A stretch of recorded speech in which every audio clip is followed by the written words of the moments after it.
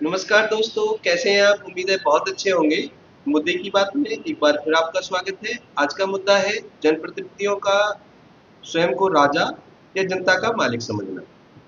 हाल ही में मध्य प्रदेश के ग्रामीण विकास मंत्री प्रहलाद पटेल जी ने एक बयान दिया कि जनता को सरकार से भीख मांगने की आदत पड़ गई है और इस तरह की भीख नहीं मांगनी चाहिए। मुझे लगता है कि ये जो बयान है ये घटिया और निंदनीय है। इस तरह के बयान से आम जनता के का अपमान होता है। जो जनता गरीबी रेखा से नीचे जी रही है, जिन पे जीवन जीने की मूलभूत सुविधाएं नहीं है, उनके लिए सरकार का दायित्व बनता है कि उन्हें सुविधाएं दे।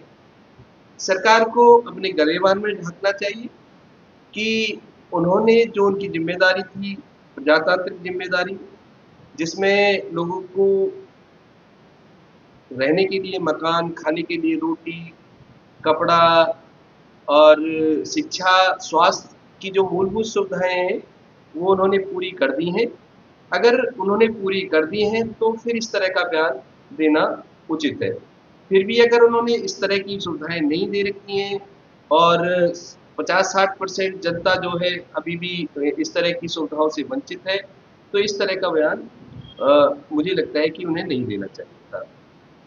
और अगर मुफ्त की बात ही करी जाए, तो मुफ्त की जो है वो मानवीयों को खुद सोचना चाहिए कि उन्हें सबसे ज़्यादा मुफ्त चीज़ें जो आम जनता की गाढ़ी कमाई है, उससे टैक्स दिया, जीएसटी देके, एक्साइज ड्यूटी देके, इनकम टैक्स देके, पता ना कौन-कौन से टैक्स देकर उनको भारी भरकम सुविधाएँ जो सरकारें देती हैं, वो उसके उसके काबिल नहीं है, वो उन्हें नहीं मिलनी चाहिए, क्योंकि वो मालिक नहीं है, राजा नहीं है, राजशाही जीवन जीने के लिए प्रजातंत्र में उचित नहीं है।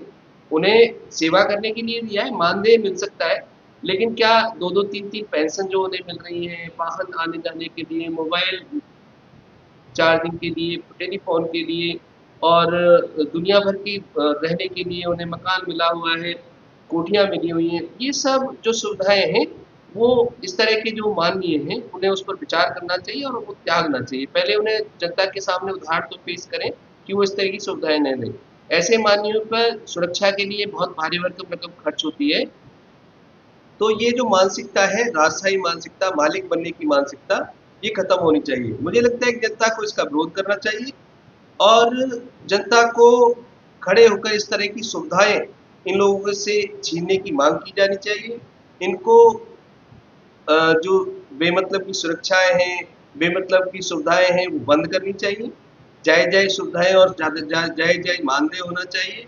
3-3 4-4 पेंशनें बंद होनी चाहिए और अगर इस तरह को अगर वो बार-बार भीख कहते हैं, तो जनता को जब भी अब ये वोट की भीख माँगने आए, तो इन्हें लठ की सीख देनी चाहिए।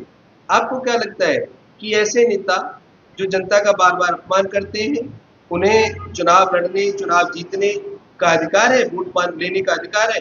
अगर जनता जागरूक हो, तो ऐसे लोगों को जब भी ये वोट माँगने आए, तो लठ की सीख ज़रूर देनी चाहिए और अपने अधिकार के लिए खड़े होना चाहिए। इन लोगों के मानियों में जो भारी भरकम खर्चा हो रहा है, वो बंद होना चाहिए।